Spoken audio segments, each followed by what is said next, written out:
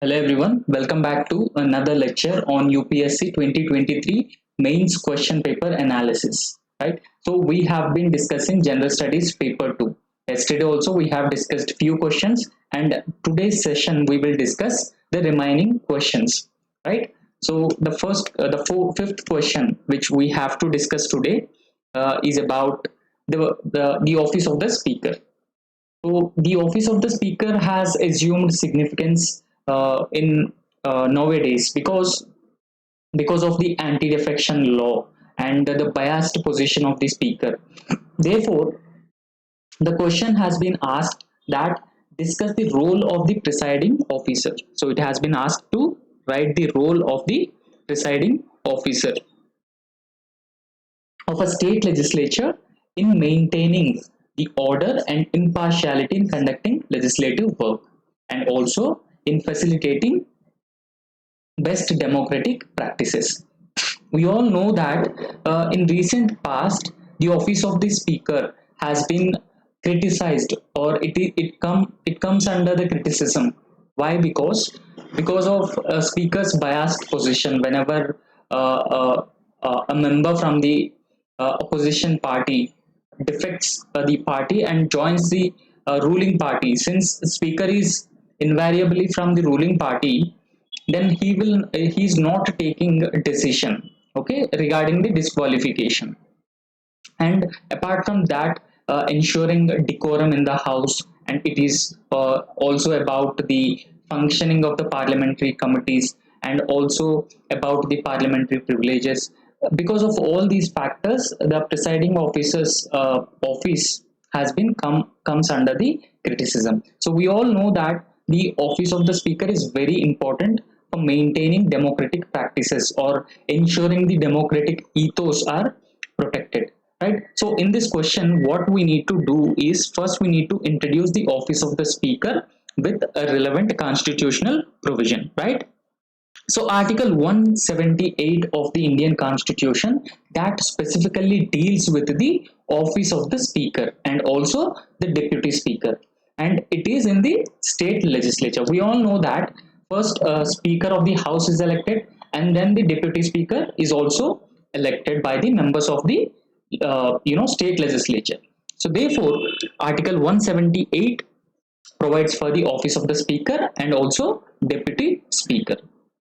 However, the pivotal role of both speaker and deputy speaker is ensuring that the legislative process functions as smoothly as possible, and also they uphold the principles of democracy, right?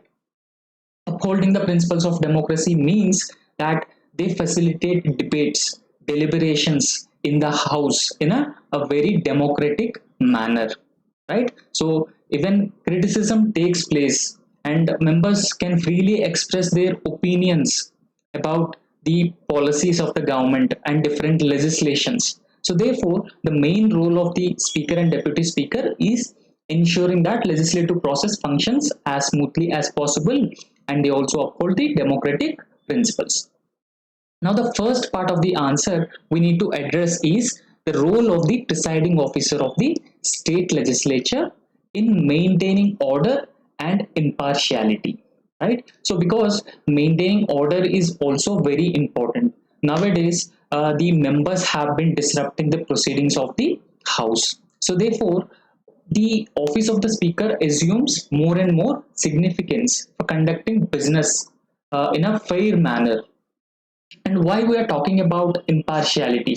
So impartiality is also very important for the office of the speaker, because speaker is invariably from the ruling party. Since he or she is from the ruling party, he may show a biasness towards a particular ruling party through not giving adequate amount of time for the opposition parties, not allowing the opposition parties to come up with motions against the government, resolutions. So therefore, it is very important that the speaker should show impartiality and he should also maintain order in the house, right? So we have to discuss the role of the presiding officer. So firstly, the speaker or the deputy speaker or the presiding officer conduct sessions, okay, in the state legislatures, right? So those sessions would ensure that the debates are taking place in a proper manner, and members have been maintaining the decorum of the house, and members have also been adhering to the legislative rules. So here it is given an example. The example is that prorogation and adjournment of sessions, right? Prorogation and adjournment of sessions. So speaker generally adjourns the session, right? So adjourn sine die is whenever the business of the session completes, the speaker declares adjourn sine die. However, the prorogation responsibility is with the governor when it comes to state legislature, and with the president when it comes to the parliament. Right. So, secondly, the speaker or the presiding officer of the state legislature also ensures the orderly debates. Right. So they play a very vital role to ensure that the debates, whatever debates have been taking place in the house, they remain civil and respectful towards each other when it comes to the members, and they also upholding and adhering the principles, right, in line with the democratic ethos. And the presiding officer can also call upon members to maintain the dignity. Okay, so maintain dignity and decorum in the house, and also avoid personal attacks or use of offensive language. Avoid personal attacks or use of offensive language. And the speaker also regulate the members and advises members not to disrupt the proceedings of the house. So therefore, overall, the presiding officer contributes to the quality of discussions.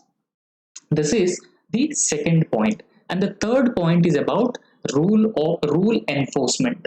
So we know that the a parliament or the state legislature have their own rules of procedure, right? So it is with the presiding officer to enforce those rules. So here the state legislature have some established rules, and those rules govern the debate and discussion procedures in the house, right? So presiding officer ensures that those rules of the state legislature are followed by the members, right? So the fourth point is facilitating discussion. So the speaker will also facilitate discussion with respect to if a government introduces a new bill, then all the members will discuss whether it is independent candidates or independent members from the ruling party or the opposition party. And here the role of the speaker is to ensure that the discussions and debates have been taking place in line with the procedures of the parliament, right? And the fifth point is committee appointment. We all know that when it comes to parliament, there are certain committees, for example, estimates committee, public accounts committee. In a similar manner, state legislature also have certain committees. So the responsibilities of the committees is to ensure that the bills which are introduced in the state legislature, they will be discussed. Okay, so they will be scrutinized and amendments would be suggested. So those amendments will be again discussed in the parliament. So therefore, the committee appointments would also be overseen by the presiding officers of the house, right? So therefore, the presiding officers ensure fair and balanced representation to facilitate effective legislative work.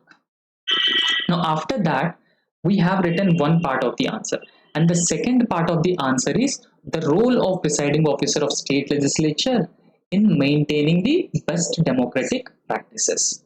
Right? So, how the presiding officer of the state legislature usually maintain the best democratic practices, and this is also very important. So, firstly, the first point is applying the precedents.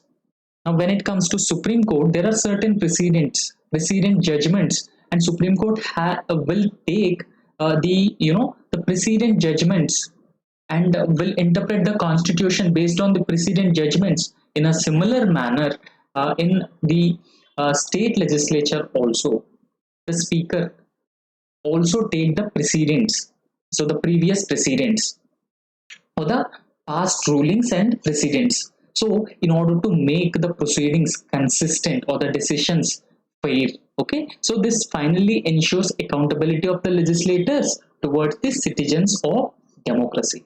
Now, it is very important in any functional democracy, the elected representatives should be accountable to the citizens in any democracy, right? So this is the first point, and the second point is impartiality.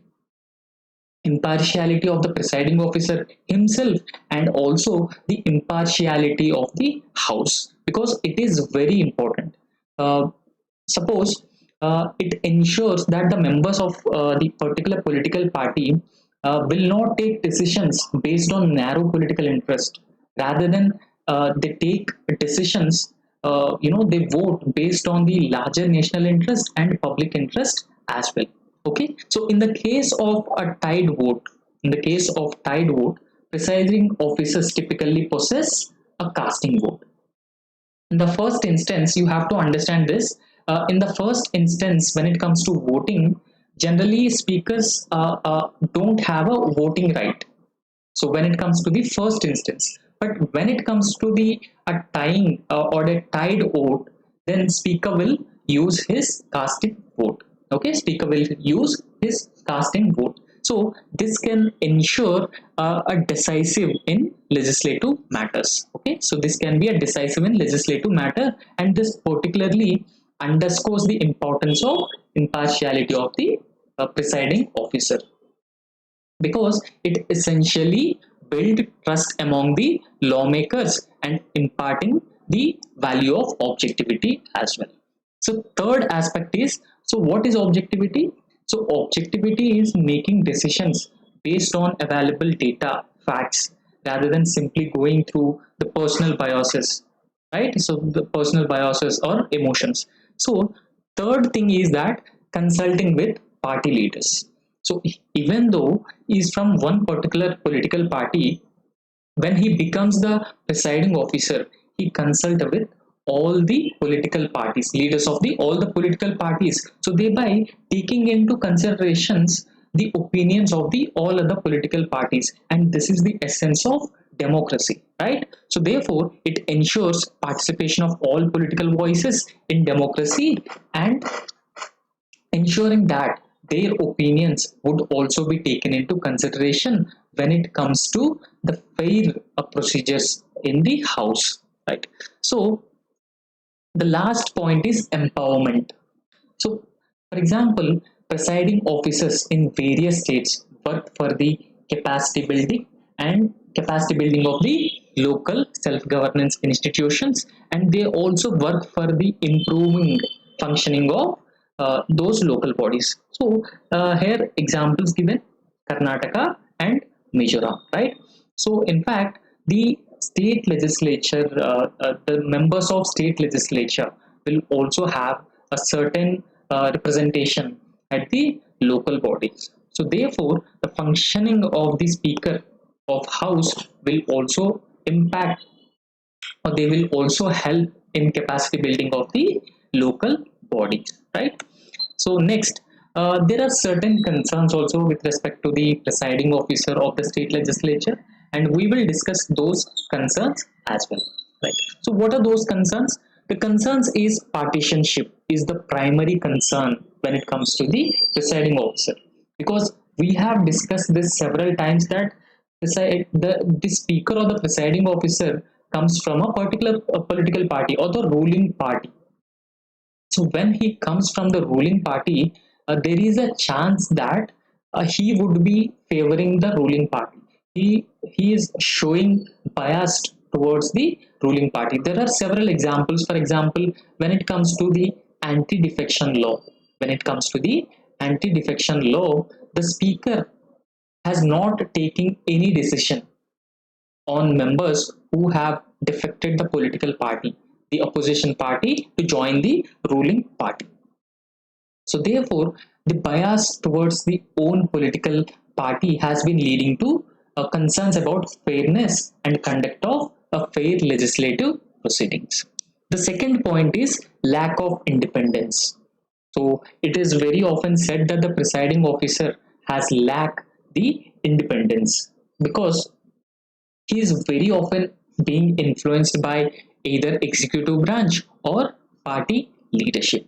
So when he is increasingly influenced by the executive branch and the party leadership, then the office of the presiding officer, the office of the presiding officer would lack independence, and this ultimately compromising the ability to act independently and in the best interest of the state legislature. And the third concern would be abuse of power, right? So very often presiding officers have been accused of using their authority, okay, using their authority to stifle debate and limit opposition voices, and also they are trying to advance their own political agenda because they are from the political party or the ruling party, and they also want the benefits after they demit office from the presiding officer post or the speaker post. So therefore, they are very often accused of limiting the opposition voices and also advancing their own political agenda. And this ultimately leads to undermining the principles of democracy. Okay, so this ultimately leading to the undermining of democratic principles. And fourth is lack of transparency. The presiding officer very often criticized of lack of transparency. Okay, so in majority of decisions and actions, there was an example. For example, the money bill, the money bill the money bill route is being used to bypass the Rajya Sabha. So therefore, it lacks transparency in decisions and actions, right? And not just it is about money bills, but it is also about appointments to the committees, various committees, and setting up the legislative agenda, which very often favors the ruling party. So you have discussed about the role of the presiding officer in ensuring impartiality and also ensuring the democratic ethos in any functional democracy, and some concerns related to the office of the speaker. However, when it comes to the conclusion, so you can write conclusion in this manner. So our constitutional makers have envisaged integrity and impartiality from the presiding officers. So they envisaged that the presiding officer should be impartial and he show highest levels of integrity. Right. So, for example, in countries like Britain, there were healthy conventions were developed. Healthy conventions means whenever an individual become the presiding officer, okay. So whenever a member becomes the presiding officer, he has to resign so that he shows integrity and impartiality. And the same convention needs to be followed in India's context as well. So in order to achieve the integrity and impartiality. So here you are giving a suggestion to make the office of the speaker more, impartial, and he shows integrity. And the democratic ethos should be upheld as suggested by National Commission to Review Working of the Constitution. Okay, so the office of the speaker forms bedrock of our parliamentary democracy. So we all know that we have the parliamentary democracy. So in the parliamentary democracy, the office of the speaker forms the bedrock. Okay, so the bedrock of the parliamentary democracy. So therefore, his highest obligation is upholding the democratic principles. So this is how you need to conclude this answer. So the next question is, this is with respect to human resources. Now we all know that in general studies paper 2, so we have Indian polity, constitution, social justice, governance, and international relations. So this question is asked from the social justice part, right? So the question is The crucial aspect of development process has been inadequate attention paid to human resources development. Okay, so we need to suggest measures that can address this inadequacy. So the essence of the answer is suggesting measures that can address the inadequacies in the development of human resources. So what are human resources? So human resources is education, healthcare, and investments in humans. Human resources, and also skilling, upskilling, reskilling, and training. So this is all comes under the human resources development. However, in India, around just a 4.58 percentage of total workforce is formally skilled. So compared to South Korea, countries like South Korea, where 96% of the population are formally skilled, and in Japan as well, 85 percentage of population are formally skilled, and even in China also, around I think 34 percentage of population are formally skilled. So therefore, India has a very a low number of people who are formally skilled. So this is because their inadequate attention. This is because inadequate attention being paid to human resources development. Now, in the introduction, so you can define what is human resource development. So there are two ways. In one way, you can define human resource development. In the other way, you can also write about the UNDP, United Nations Development Program, the Human Development Index, and India's rank. Okay, India's rank in HDI. So in both ways, you can write the introduction. So if even if you have any data regarding human resource development, you can also start the question with the data, right? Now, what human resource development is actually? So human resource development refers to fostering of talents, competencies, and skills of individuals, right? So it is all about fostering talents, competencies, and skills of individuals. So thereby it contributes to national development. So when we have a skilled population, when we have educated and healthy population, that would lead to economic development and thereby national development, because it indicates the capacities, the development of capacities among the people. So development of capacities means they will be able to meet their own needs, and that ultimately leads to national development. However, India has faced a persistent challenges. So this is how you need to link the question with the introduction. Now you have mentioned, you have defined what is human resource development. You not left the introduction with the definition of human resource development, rather you linked it with the C. So India has faced persistent challenges ensuring optimal human resources development, because human resource development is very crucial to capitalize on a substantial demographic dividend. Now, India is the only country which has a median age population of 28 years, largest number of median age population. So this indicates India's huge demographic dividend. Therefore, human resource development is very important to capitalize on the demographic dividend that we have. Now, what are the reasons for this inadequacy in the human resources development? So, the first and foremost factor is limited investment. So, limited investment in the sense we have been investing a low amounts on education and healthcare. So, if you look at statistics, in education, we have been investing just 2.9 percentage of GDP as against target of 6%. So, in fact, national education policy has recommended that we need to invest 6 percentage of our GDP on education.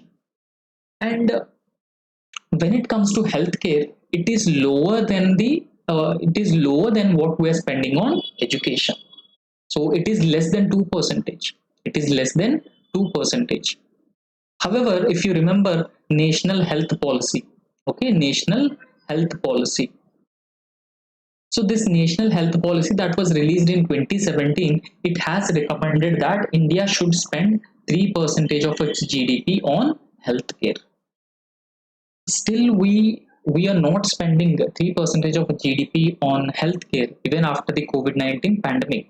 So therefore, limited investment in education and healthcare is one reason for inadequacy. So the second factor is lack of skilled workforce. So even though we have a Skill India program, we have a national policy on skill development and entrepreneurship, Deen Dayal Upadhyay Gramin Kaushalya Yojana programs. Then also we have a substantially low number of formally skilled population. So this is around 5.4 percentage. Okay, so this is around 5.4 percentage. So earlier I have told you that formally skilled population is around 4.58 percentage. So but the data, a different, they estimate it differently, different institutions. The third aspect would be infrastructure limitations. Yes, we also have a huge infrastructure limitations. Infrastructure limitations in the sense, when people are migrating from the rural areas to urban areas, so they lack, basic living when it comes to sanitation, hygiene, drinking water, and even housing. So when they lack access to these facilities, we cannot expect that there will be a substantial growth in human resources development. And still, we have been experiencing the haphazard growth in the urban areas. So even the government has not been investing enough on promoting the vocational education. Vocational education is also very important to reap the benefits of demographic dividend. So the infrastructure limitations is third major problem. And the fourth major problem is a greater priority is given to the agricultural sector throughout India's 5-year plans. Now we have not invested enough on heavy industries or medium industries, and we have not invested on the manufacturing sector. We have not invested enough on creating infrastructure. Rather, we focused more and more on agricultural sector. So that is because majority of our population are living, so they are dependent on agricultural sector. So therefore, we have been mostly prioritizing the agriculture sector while neglecting the other sectors, and they are very important for human resources development. See, so since we are not able to develop the other sectors, manufacturing, industries, service sector, and infrastructure, still we are not able to adjust our excessive population who are dependent on agriculture in other sectors, right? So that led to the disguised unemployment. The productivity of the employees is zero. So the other factor is lack of academia industry linkages, and this is very very important. Why it is important? Because when there is an academia and industry linkages, students would be able to learn the skills which the industry requires. So when there is a mismatch between the skills required and the skills students have, they largely remain unemployed. Okay, they are unemployable. So therefore, lack of academia industries linkages is also another major problem in human resource development. So the other factor is the politically driven developmental process. So what is politically driven developmental process? So the development process has never taken into consideration the long-term developmental needs of the nation and also the people. Okay, rather those are driven by the populism, freebies, right? So narrow political interest and the political agendas, and that is also severely hampering the human resources development in the country. For example, there was a state-led development era from 1950s to 1960s. So these are some of the reasons for the inadequacy in the human resources development. Now, the second part of the question asked to write the measures that can address this inadequacy. So what are the measures we can take to address this inadequacy? Now you have to write those measures, and it is also advisable to write government programs which are already taken, so that you will not be missed the link between, you will not be completely missing out what government has been doing in human resources development. In this exam, it is very important that you have to mention those government schemes. So firstly, investment in education. For example, national education policy has recommended 6% of GDP should be spent on education sector. So therefore, we need to spend at least 6% of GDP on education sector. When our education sector, is more and more progressing, we are able to produce more and more brilliant minds, and that results in innovation, social capital, and that forms the foundation of a developing society. The second factor is increasing skill development programs, and those programs cater to the industry demands. Okay, so for example, we have the Skill India program, National Skill Development Corporation, recognition of prior learning scheme. So all these programs envision the skill development program. Okay, so therefore, not just developing skills, we should focus on industry academia linkages in order to achieve the matching skill levels, and also focusing on vocational education, vocational training among the students. And there are programs like Atal Innovation Mission, right? Atal Innovation Mission. So apart from Atal Innovation Mission, we also have programs like Sankalp and Strive. So they are World Bank sponsored programs, and they provide vocational education, and we need to focus on those aspects. So thirdly, provide gender inclusivity. See, lack of gender equality is a major problem in India. So women workforce participation is very low compared to even the developing countries like Bangladesh, or neighboring countries like Bangladesh. So therefore, we need to focus more and more on gender inclusivity, and the government has brought several programs. One such program is Beti Bachao, Beti Padhao, Sukanya Samruddhi Yojana program, and several other programs the government has brought. And this will address, these programs that the government has brought will address the existing gender disparities. And the third aspect is, please also remember, bridging these gender disparities and providing for gender equality or inclusivity is very important for India to meet its sustainable development goals by 2030. And the fourth aspect is accessible and affordable healthcare. Now we need to focus on expanding schemes like Ayushman Bharat.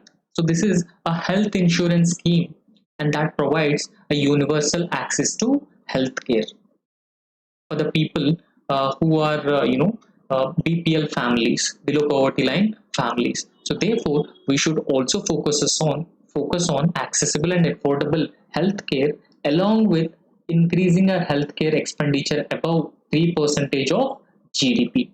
So this should be our primary aim. And the fourth factor is innovative policy reforms. So similar to national education policy. So what national education policy has envisioned is increasing the participation of women in STEM fields. STEM fields include science, technology, engineering, and mathematics. So increasing the participation of low background people in the higher education, and in enhancing the innovation at the school level itself. So therefore, innovation policy reforms is also a need of the hour. And apart from that, collaboration with the civil society. So there should be a collaboration with NGOs like Pratham to implement the grassroots education policies. Okay, so you just have to remember, so all these points. So these are the measures which are actually suggested to address this inadequacy in the human resources development. So finally, so you can link this human resources development with the sustainable development goals 2030, and you can also link this with the $5 trillion economy by 2025. So ultimately, you have to write the overall significance of the human resources development in the conclusion itself. Okay, so this is all about this question. So the next question is, discuss the role of Competition Commission of India in containing the abuse of dominant position by the multinational corporations. Okay, so the question also asked about with reference to the recent decisions of the Competition Commission of India. So if you look at the syllabus of General Studies Paper 2, UPSC has a particular aspect like ad hoc bodies, along with the constitutional bodies, statutory bodies, and ad hoc bodies. So, so this is one such body, the Competition Commission of India. Right? So this Competition Commission of India is actually a statutory body, and that was established in the year 2009. Okay, so what is the main responsibility of the Competition Commission of India? Is it actually ensures or enforcing the competition law in India. For example, certain companies have a monopolies, and those monopoly would not be used to inhibit the growth of other companies, other private companies. Therefore, promoting fair competition in the market is the responsibility of the uh, Competition Commission of India, particularly the multinational companies, and they should not abuse their existing dominant position. Right. So, in this context, we have to give two examples of where two recent instances where Competition Commission of India has involved in uh, abuse of their domination by the multinational companies. So the one such instance was the Competition Commission of India fined WhatsApp. So this is with respect to its privacy policies. Okay, so the privacy policies and how those privacy policies have impacting competition in India. So this is the first example, and the second example is with respect to Google, which has been abusing its dominant position with respect to its Play Store policies. Okay, so these are two examples. Since the question has asked about the examples, you have to quote these two examples. And so it is specifically asked to write the role of a Competition Commission of India in containing the abuse of dominant position by the MNCs. So you have to write it as a side heading, subheading. Right. So the first point is investigation. So it is one of the important functions of the Competition Commission of India. So it actually investigates the MNCs. Okay. So it actually investigate the conduct of MNCs. So those MNCs which have been engaged in the anti-competitive practices. So what are the anti-competitive practices? So they include price fixing, bid rigging, and market division. Okay, so they are considered as a anti-competitive practices. Secondly, it also impose penalties on MNCs which abuse their dominant position. Right? For example, when Competition Commission of India intervenes and it imposes penalties on multinational companies, it will act as a deterrent against anti-competitive behavior. That was followed by the multinational companies. So third, review of mergers and acquisitions. So the Competition Commission of India will also review the merger and acquisition of the different companies within Indian economy, right? And these mergers and acquisitions, which are primarily involving the multinational companies. So why it reviews? Because it has to ensure that they do not cause adverse impact on the competition in the market. So the fourth point is the Competition Commission of India also ensures fair competition. So fair competition by means of encouraging new entrants and preventing the abuse of dominant position. Okay, so and the fifth factor would be consumer awareness. Now, consumer awareness is also very important because when we educate the consumers, then we would be able to know about the uh, uh, you know the abuse of the position, the abuse of the dominant position of the MNCs, and we receive complaints from the consumers themselves. So therefore, it educates the consumers about their rights and encourages them to report any anti-competitive practices that they usually encounter. while they engaged with the multinational companies. So these are some of the roles of the uh, Competition Commission of India while dealing with the abuse of domination by the MNCs. Now, the next part of the question is, however, the Competition Commission of India faces certain challenges. So we should also mention that they have been facing certain challenges while dealing with MNCs. So what are those challenges? So one is adapting to digitization, right? Now every government organization, statutory body, non-statutory body, every institution has been fast adapting to digitization.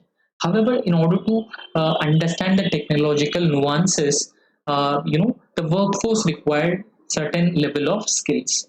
So therefore, it has been facing problem in understanding the technological nuances.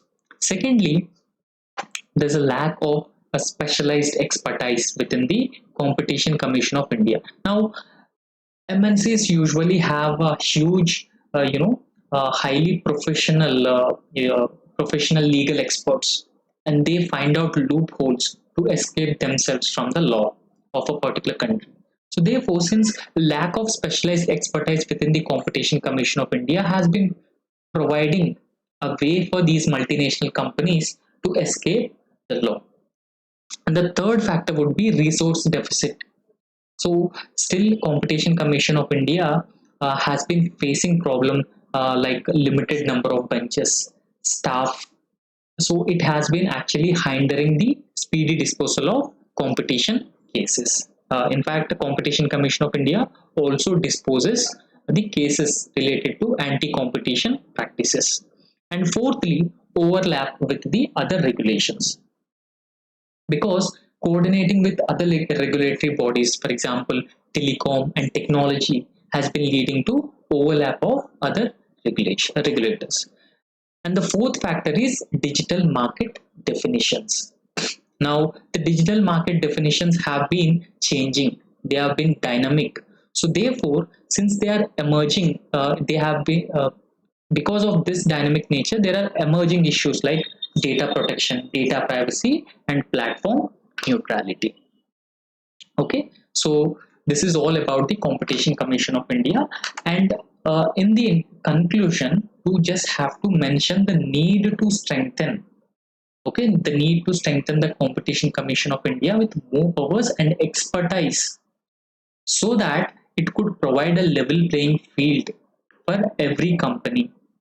And that is very important for a country like India, where the startup culture has been growing at a rapid pace. So this is how you need to conclude this answer. So the next question is with respect to e-governance. See, so e-governance is also a very important for UPSC examination perspective, particularly General Studies Paper 2. Now the question is e-governance as a critical tool of governance, and it has ushered in effectiveness, transparency, and accountability in the governments. Now there are certain inadequacies within the e-governance, and they have been hampering the enhancement of these features. So we need to look into those inadequacies. First part, we need to define what is e-governance firstly, and second part is that how e-governance is a critical tool of governance. That is the second part, and the third part is what are the inadequacies and that have been hampering the enhancement of these features. Right. So these are three parts. Now, in the first part, you just have to briefly define e-governance. E-governance is actually the use of information and communication technologies. Now, with the help of information and communication technologies, we can improve the delivery of services, and doorstep delivery of services is also possible. So, therefore, with the help of e-governance, we have been, we have been revolutionizing the delivery of services at the different levels of the governance. Because of this nature of the e-governance, it has been adopted in a large scale in India. So therefore, a number of initiatives have been launched in this regard to ensure that e-governance will help people in receiving or benefiting from the government services. So those initiatives include the Digital India Mission, National E-Governance Plan. So these are some of the examples of e-governance initiatives. Now, what are the benefits that are actually provided by the e-governance? And we need to discuss first the benefits of the e-governance, and it should be followed by the inadequacies within the e-governance, right? So firstly, e-governance is a very critical tool because it has ushered in effectiveness in the governance. How it has ushered in the effectiveness? Through streamlining the processes, reducing the paperwork, and digitizing the administrative procedures. So because of this, retrieving information is easy. We can retrieve the information and we can also provide services at a faster pace. So there's an example. The example is a reduced processing times for income tax filing and passport applications. So earlier it is used to take a many number of days for the passport applications and the process. So now citizens have been getting those services easily at their doorsteps. And the second factor would be transparency. So, how e-governance ensure transparency? By making government information readily available to citizens.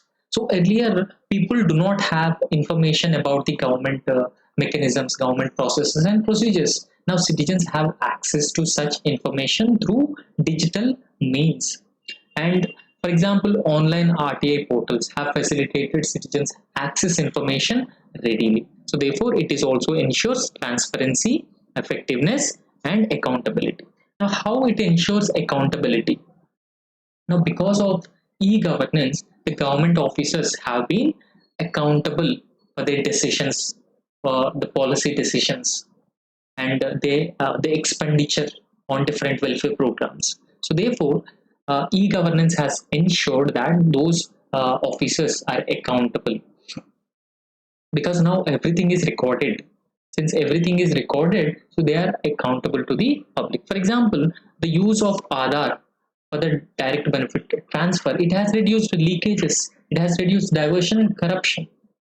So therefore, e-governance has more and more benefits in the governance process. So if you know about the motto of the government, minimum government and maximum governance. Okay, maximum governance. And e-governance facilitates this minimum government, maximum governance, right? So next we need to talk about inadequacies in hampering the e-governance in India. So what are the inadequacies that have been hampering e-governance in India? So firstly, so there's a huge digital divide. So what is a digital divide? So digital divide means there's a divide in the urban and rural areas.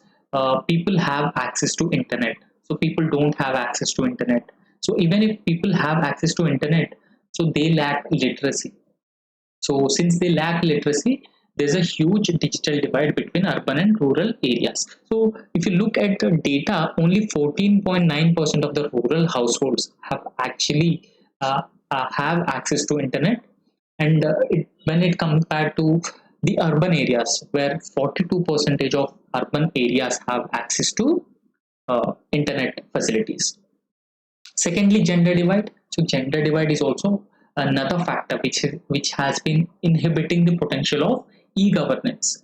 So when it comes to gender divide, the male and the female access, there's a huge difference between the male and the female access. So female population still do not have access to internet, access to mobile phone facilities. So therefore, there's a huge gender divide as well.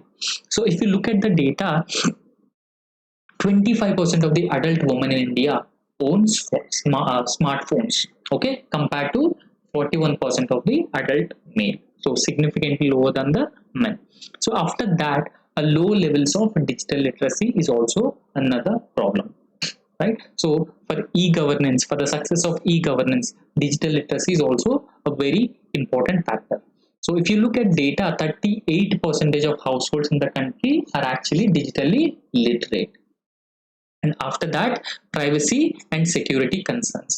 Now, in recent days, the privacy concerns have been increasingly, they have been increasing manyfold because of recent instances of cyber crimes, and particularly the data breach in the COVID portal that has been exposed the personal data of over 3 million people. And privacy and security concerns have also been hampering the e-governance in India. So after that, lack of legal and regulatory framework. Okay, for example, there's issues like digital rights, data protection, online accountability. So they have been leaving gaps in the legal framework. Still, the personal data protection law has not been passed in the parliament. That was recommended by Justice Sri Krishna Committee. So therefore, in this context, there's a huge confusion with respect to digital rights, data protection, and online accountability. Now, after that, corruption is also a major problem. So if you look at the Transparency International ranking of India in terms of corruption, India ranked 85th out of 180 countries. So therefore, it indicates India has been still affected by the highest levels of corruption in the world. Now, after that, there's an inadequate infrastructure. Okay, for example, lack of internet connectivity and continuous supply of electricity is lacking, even though the government has been claiming that 99% of households are connected with the electricity. There's a lack of continuous supply of electricity and lack of access to internet facilities, particularly in the rural areas, and that has becoming a great challenge for effective governance, right?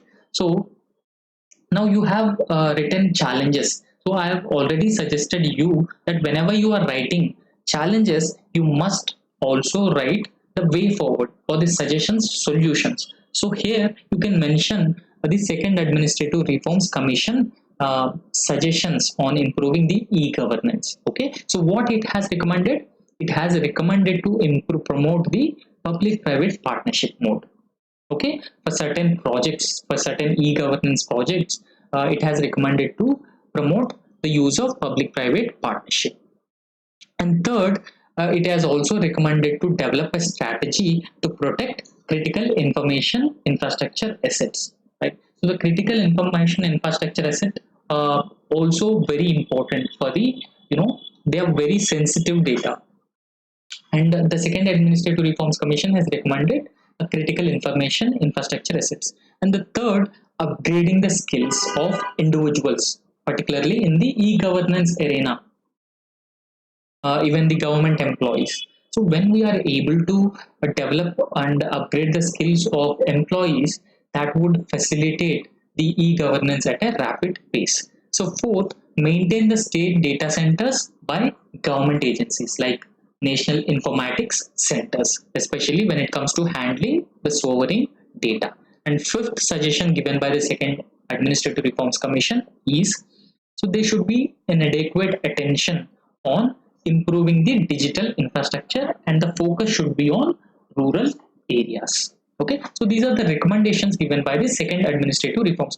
See, you just have to remember these recommendations, and whenever you write a question, you write an answer, you just mention these recommendations. Okay, so that you will score more marks.